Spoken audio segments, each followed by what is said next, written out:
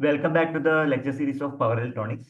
In this video, I am going to demonstrate a MATLAB program to calculate the parameters of single phase full wave controller with the inductive load. First of all, we will see the problem. A numerical example that is corresponding to single phase full wave controller with the inductive load. Okay, so better you can draw the circuit diagram. Later you can read the question. The single phase full wave controller supplies to an RL load. Okay, that means in the inductive load.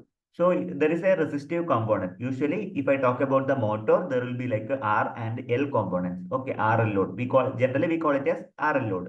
Okay, all the type of motor loads are belong to RL load. The input RMS voltage is how much?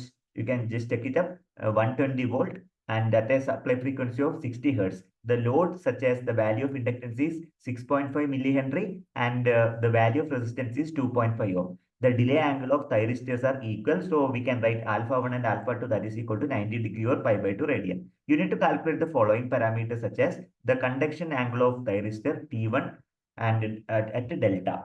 The RMS output voltage V0. There is a new formula. You can recall the formula and you can directly write the code. I will let you know how to write the code.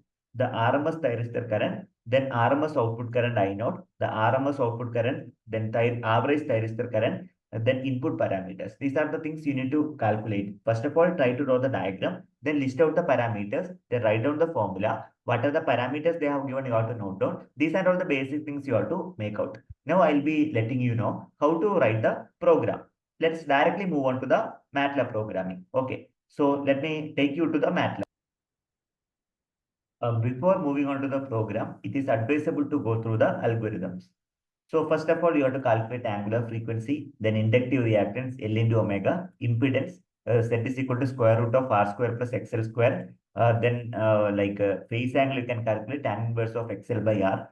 Then peak value of input voltage. You already know that Vrms equal to Vm by root 2. Then Vm you can compute. Okay. Then conduction angle.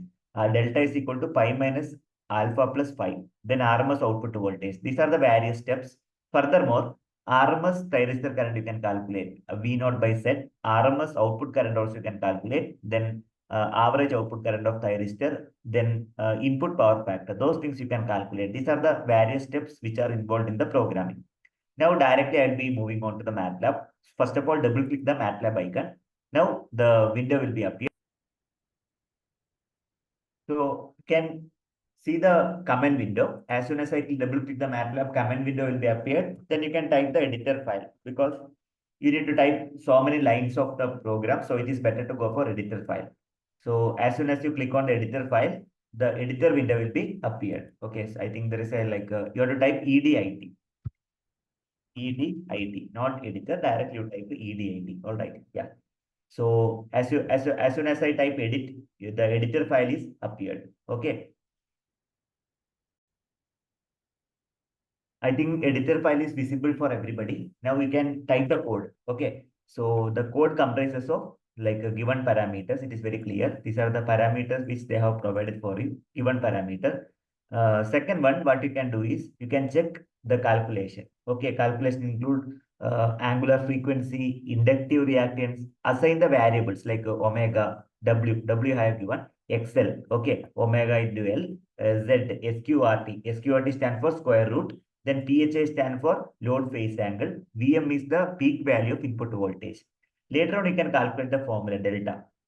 Pi minus alpha plus PHI. Okay. PHI stand for the load phase angle in radian. Thereafter, you need to compute RMS output to voltage. Use the same formula. So you already know that VRMS equal to Vm divided by root 2. Okay. So same formula you can apply. See. Similarly, the RMS thyristor current, V0 RMS divided by Z. Z is already computed. So here already available. Just recall the value of Z. Thereafter, you have to calculate RMS output voltage. So the I0 RMS is nothing but IR RMS. Both are same only, no need to worry. Then average output current of thyristor can be computed using this given formula. So please recall the formula. Pi is already available. We already defined the value of Z. Okay. Then cos alpha. Alpha is already defined. Directly you substitute, then definitely write down the formula in the programmatic language. It is basically a compiler C. Similarly, input power factor formula is available. V0 RMS divided by Vs RMS into square root of 2. ultimately you can use the command called fprintf for display the output. So output will be displayed in this fashion. Conduction angle of the thyristor T1 delta, that is equal to, you are using the string formatting, like the spacing you are going to mention, then value of delta will be printed.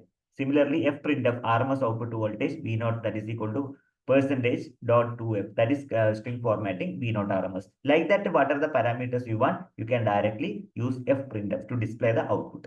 That's all about the coding. Now I would like to run the program. Let me run the program.